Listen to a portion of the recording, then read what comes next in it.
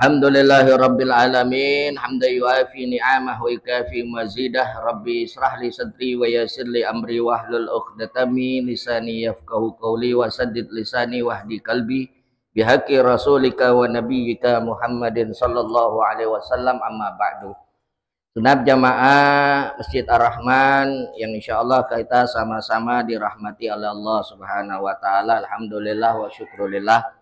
Kita teruskan kembali mudzakarah kita yang telah kita awali dengan membaca zikir ratib Al-Habib Abdullah bin Alwi Al-Haddad. Mudah-mudahan kita lanjutkan dengan mudzakarah ilmi kita, yaitu menukil kitab An-Nasalibat li Syekh Nawawi bin Umar Al-Bantani di maqalah yang ke-12.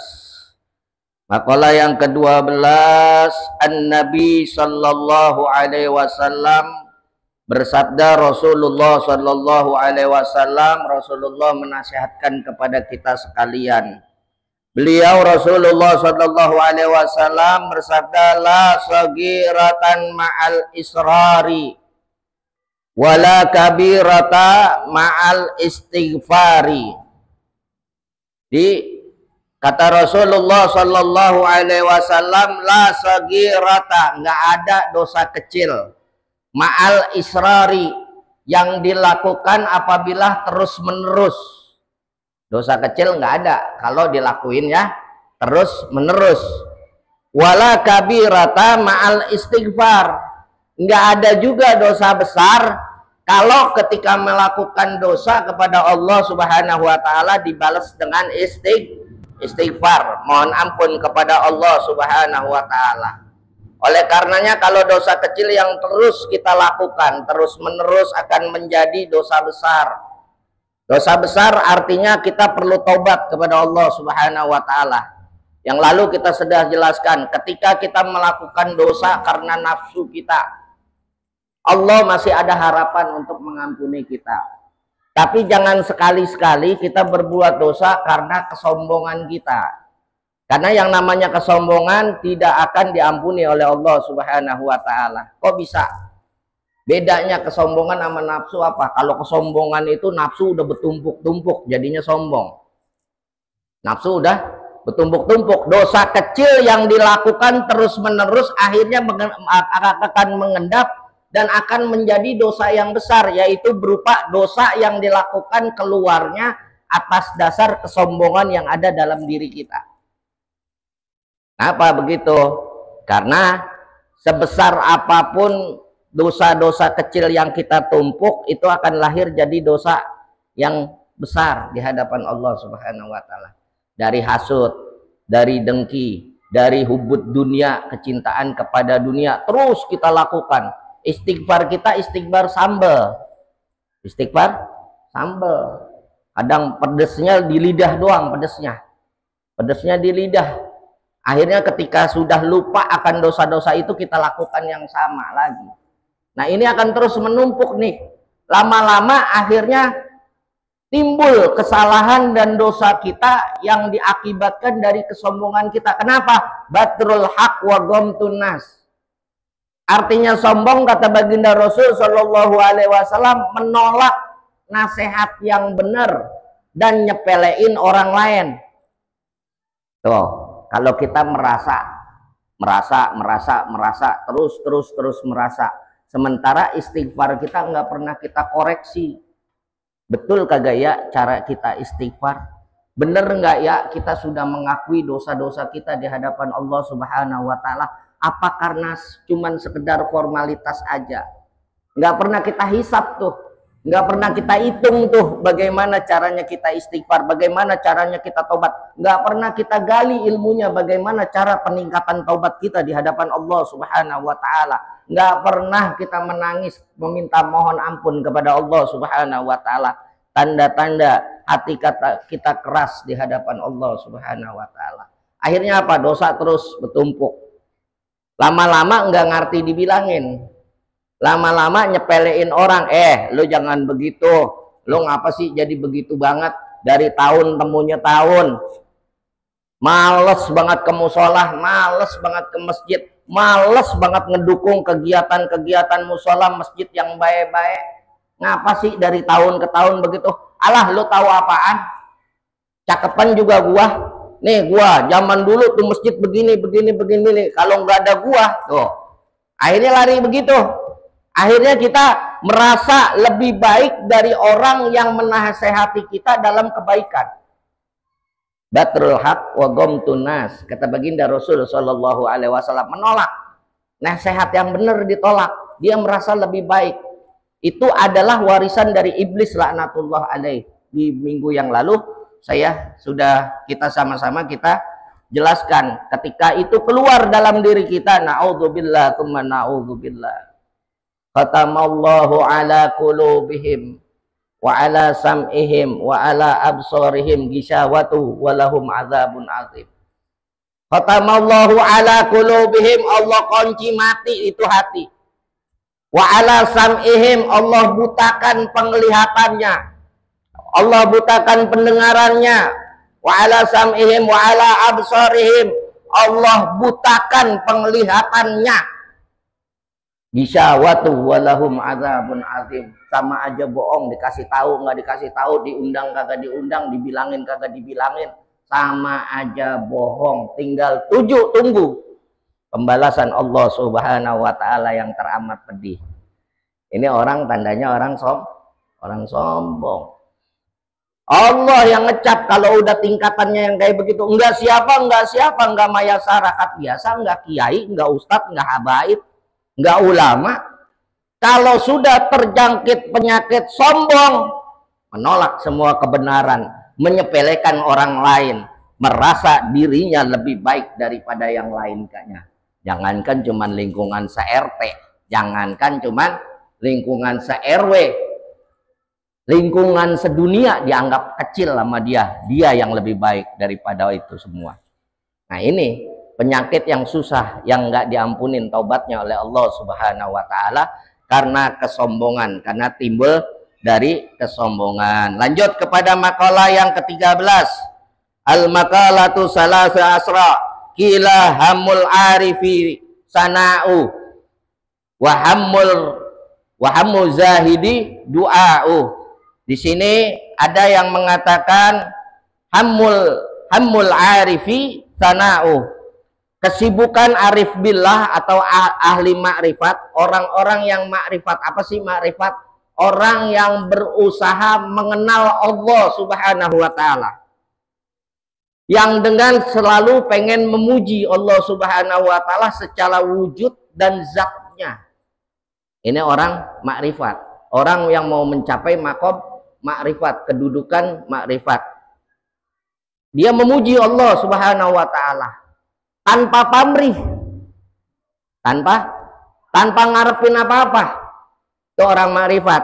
Tapi kalau orang zuhud, sibuk dengan berdoa dan mohon ampun, tapi tetap mengharapkan imbal jasa dari Allah Subhanahu wa taala, berupa surga dan neraka atau berupa pengampunan dari Allah Subhanahu wa taala.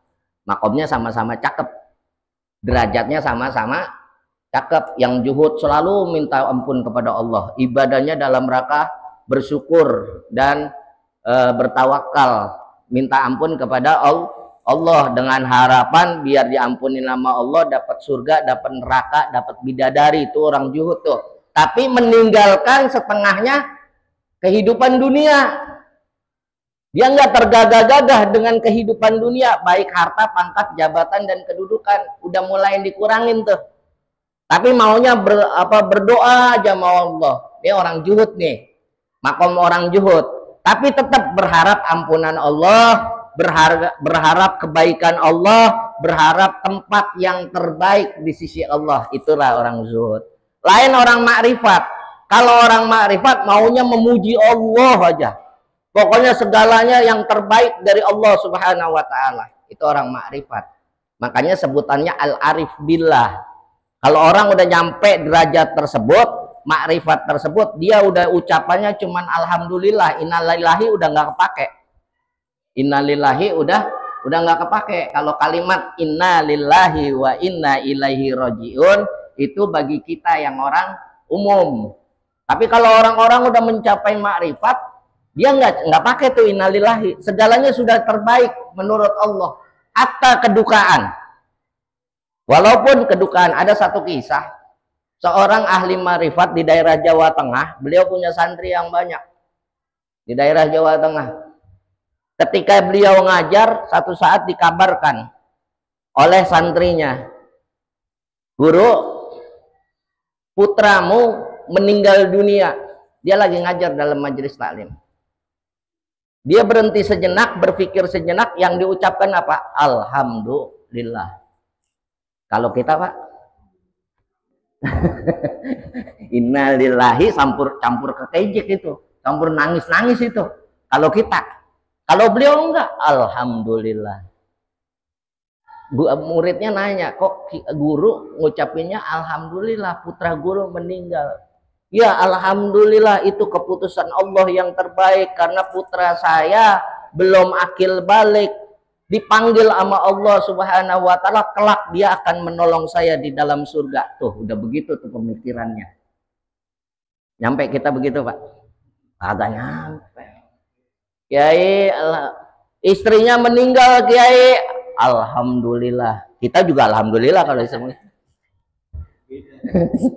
Cuman alhamdulillahnya berbeda kalau orang-orang makrifat. Ketika dikabarkan duka begitu, istri Kiai meninggal, alhamdulillah, ya Allah mak, baktimu, aku ridho, engkau sudah masuk ke surga duluan, laporkan kebaikanku, keridhoanku, engkau telah mengurus aku terlebih dahulu di dalam dunia, mudah-mudahan tempat terbaik untukmu. Begitu Bu, kalau orang makrifat. Kalau kita juga di sini sama sih.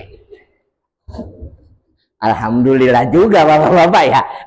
Emang itu yang gue tungguin gitu. Enggak ya. Nah, jadi itulah makrifat. Jadi udah berserah diri sebagaimana Rabi'atul Al-Adawiyah, waliyah perempuan. Ketika itu beliau mencintai Allah Subhanahu wa ta'ala dengan secinta-cintanya, dengan sebenar-benarnya. Bahkan beliau dalam satu munajatnya, dalam satu doanya, ya Allah, jikalau aku mengharap surga dalam beribadah, niscaya surga akan aku bakar dengan api yang ada di tanganku. Ya Allah, jika aku beribadah karena takut akan neraka-Mu ya Allah, maka neraka akan aku padamkan dengan setenteng air yang ada di tanganku. Itu Rabi'atul Al-Adawiyah, makrifat kepada Allah. Makanya kalimatnya, ilahi anta maksudi waridhakal matlubi a'tini mahabbataka wa ma'rifataka. Tuh kalau yang ikut Thariqah Qadariyah Naqsabandiyah, begitu tuh pembukaannya. Ilahi anta maksudi waridhakal matlubi a'tini mahabbataka wa ma'rifataka. Itu mencapai. Latihannya susah Bu. Untuk juhud aja kita susah. Untuk juhud. Karena kalau orang udah juhud, sebelumnya yakin dulu makomnya. Belum nyampe juhud nih, yakin dulu. Juhud merupakan sifat atau sikap dari sebuah keyakinan. Kalau kita sudah nyampe yakin, bagaimana caranya yakin? Nih, ratib yang kita baca ada tadi. Raditu billahi rabba wa bil islami dina wa bi Muhammadin nabiyya. Praktekin itu. Kita ridho Allah sebagai Tuhan kita, Muhammad sebagai Rasul kita, Islam sebagai agama kita. Baik secara takbir yang ada di dalam hati kita, keinginan-keinginan hati kita, kita sangkut pautkan kepada Allah Subhanahu wa ta'ala. Kalau benar-benar kita ridho Allah sebagai Tuhan kita. Prakteknya kita nyampe gak? Ngamalinnya kita sampai gak? Ngojek sepi nih, ngojek sepi. Umpama ngojek sepi, tiba-tiba besok diberitain usaha lagi sepi. Jangan ngojek dah, kasihan yang kang ngojek ya. Usaha lagi sepi, tiba-tiba besok diberitain butuh duit 10 juta, besok pagi juga harus ada. Yang ada di kepala kita apa? Yang utang. Yang ada di kepala kita utang. Itu normalnya kita Pak, itu normalnya manusia. Langsung tuh besok Pak, jangan lupa harus bawa duit 10 juta. Ini usaha lagi sepi, tabungan udah kosong. Yang ada di kepala apa kita? Langsung kita terjun, aduh minjem kemana lagi nih. Langsung tuh bercabang-cabang. Apaan nih? Siapa yang perlu gue datengin? Siapa yang perlu gue pinjemin? Apa pinjol nih, pinjol? Gitu kan. BPKB nih, BPKB sekolah. Kan begitu tuh pikiran kita tuh manusia. Kita nggak buru-buru lari ke Allah Subhanahu wa taala, enggak. Ini makom kita, Pak. Ini derajat kita. Tapi kalau derajat-derajat orang yang zuhud ketika diberitain itu sebuah kemampuan, sebuah kebutuhan atau sebuah kedukaan, dia langsung mikirnya ke Allah Subhanahu wa taala. Ya Allah, langsung ambil wudhu, ngambil sholat, ngerjain sholat sunnah. Kalau kita jarang tuh, yang begitu jarang. Sholat, minta petunjuk sama Allah. Ya Allah, besok perlu 10 juta ya Allah, bantu aku ya Allah. Niscaya tuh kalau kita yakin di situ, insya Allah nggak pakai utang, Allah arahin tuh kemana jalannya kita tuh. Sebetulnya begitu Pak Bu. Cuman kita udah ada rasa was-was. Rasa was-was kita yang ada di dalam dada kita tinggi nih. Kita belum taubat. Makanya kalau orang yakin itu 9 kelakuan yang ada di dalam diri ini harus kita gali, harus kita tingkatin. 9 amalan tuh. Yang pertama taubat. Yang kedua juhud, kurangin tuh hubud dunia, tapi juhud. Artinya perlu duit, perlu harta, perlu kekayaan, perlu kedudukan, tapi sekedar perlu untuk menunjang ibadah kepada Allah Subhanahu wa taala. Itu hakikatnya juhud. Bukan berarti orang juhud miskin belangsak-belangsakan, bukan. Bukan juhud nggak kenal dunia sama sekali, kagak. Karena ibadah juga perlu dengan ekonomi gitu. Ada udah taubat, juhud, sabar, ada jiwa sabar, ada amalan sabar. Sabar yang kemarin pernah saya jelasin juga, sabar dalam mengerjakan perintah Allah, sabar dalam menjauhi larangan Allah, sabar dengan musibah yang Allah kasih. Itu namanya ridho kita tuh. Raditu billahi rabba wabil Islam midina. Kalau sekarang kita jauh Pak Bu. Kalau udah sabar syukur, khauf. Sabar, syukur, khauf. Khauf itu apa khauf? Khauf itu rasa takut kepada Allah Subhanahu wa taala. Kalau gua potong jalur, emang sih gua butuh duit 10 juta, tapi kalau gua minjem sama rentenir, sementara ini buat biaya makan, umpamanya nih, umpama. Akhirnya kita ngambil langkah cepet. Kita nggak takut tuh sama Allah Subhanahu wa taala. Nah, kalau kita sudah yakin kepada Allah, insya Allah ada rasa takut kita. Ada rasa takut. Kalau gua ngentit kotak masjid, bendara nih, kalau bendara masjid nih. Kalau gua orang kagak ada yang tahu, gua ini yang pegang. Kan ada cara baiknya tuh.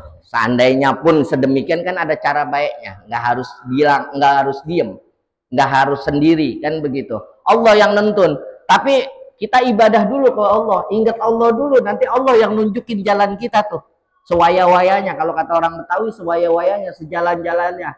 Allah kan janjiin, kita apal semua ayatnya.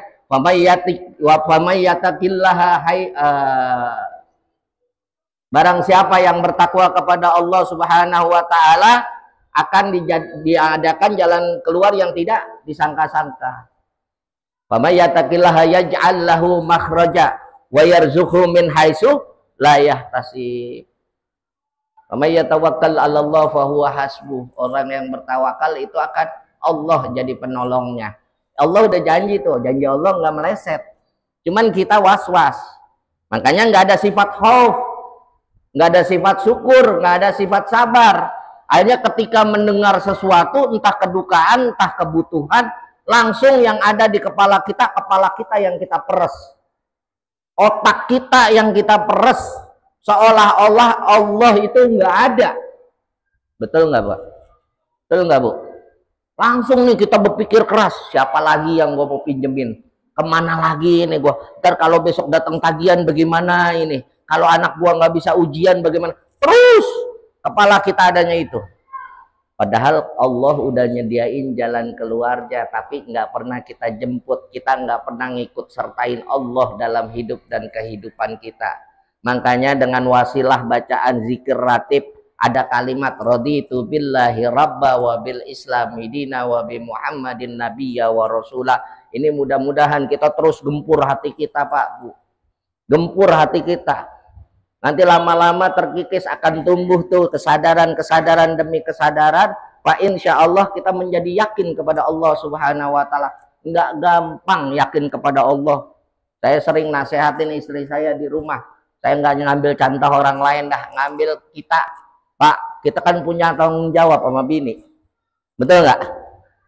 Biasanya ini mah orang sono, orang Romangon, rata-rata perempuan itu matre, Pak. Betul nggak? Ibu jangan tersinggung, Bu. Emang bener nyata matre ya.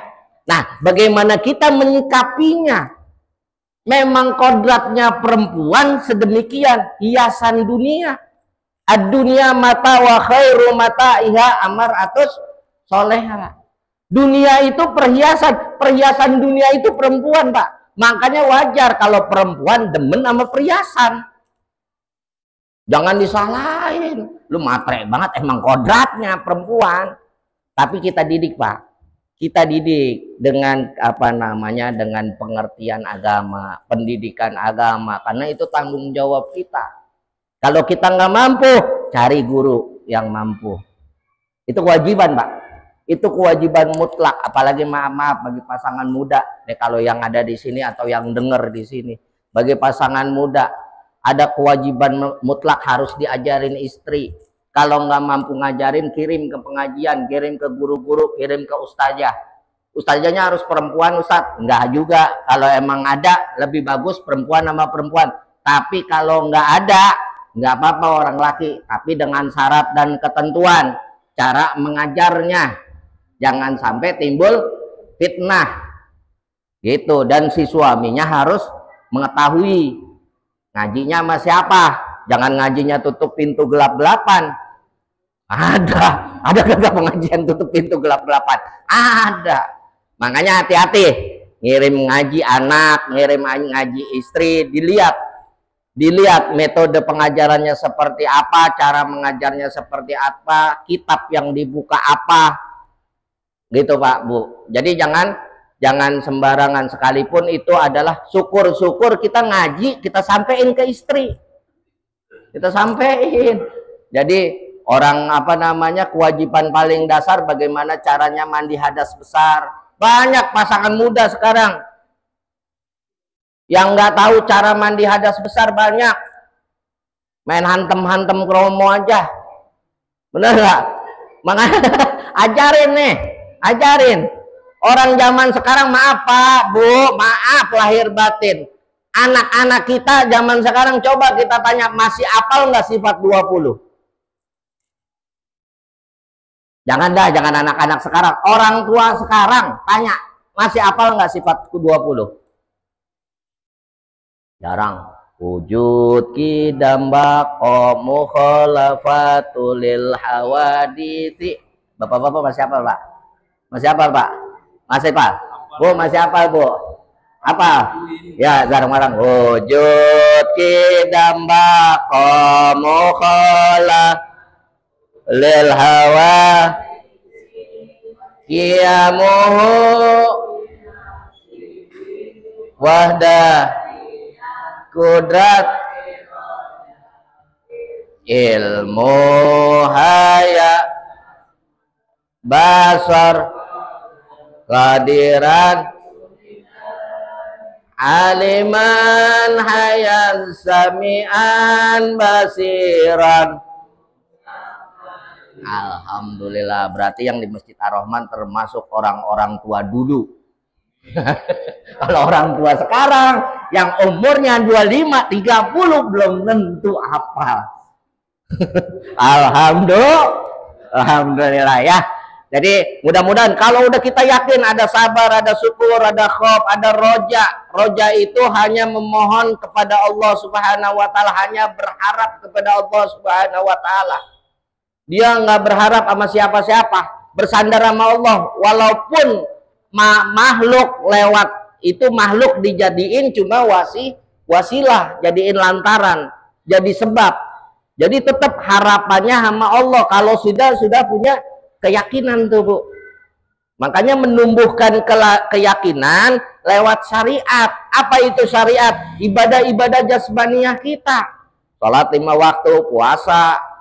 Ada puasa wajib, ada puasa sunnah. Kalau kita mau ngejalanin puasa sunnah banyak, ada puasa Daud, ada puasa Senin Kemis, ada puasa pertengahan bulan, yaumil bid, ada puasa hari lahir, ada. Boleh.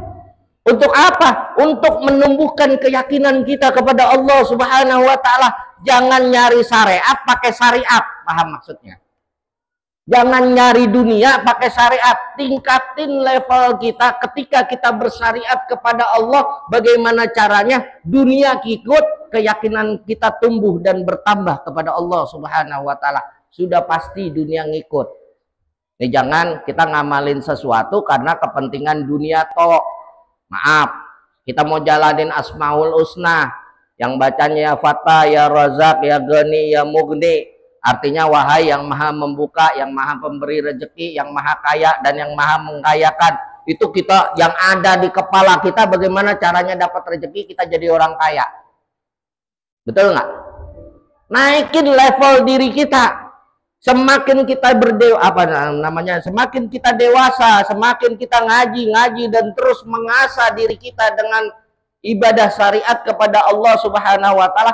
Ketika kita menjalankan sesuatu, niatkan yang utama bagaimana caranya kita yakin seyakin-yakinnya kepada Allah Subhanahu wa taala. Baru nanti kalau udah tumbuh yakin tuh jiwa kita terpecah tuh. Jadi terpecah artinya ada 9 sifat yang tadi saya jelaskan.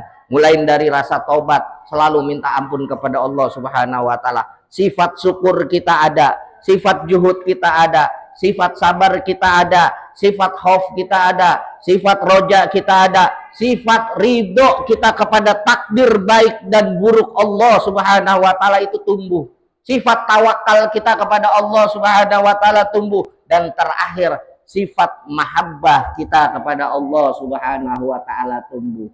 Sifat rasa cinta kita kepada Allah Subhanahu wa taala kita tumbuh. Ibadah bukan dijadiin lagi sebagai kewajiban, tapi ibadah dijadikan sebagai satu kebutuhan kepada Allah Subhanahu wa taala. Wallahu a'lam bishawab. Sebelum saya tutup, ada yang mau nanya kagak? Silakan dah.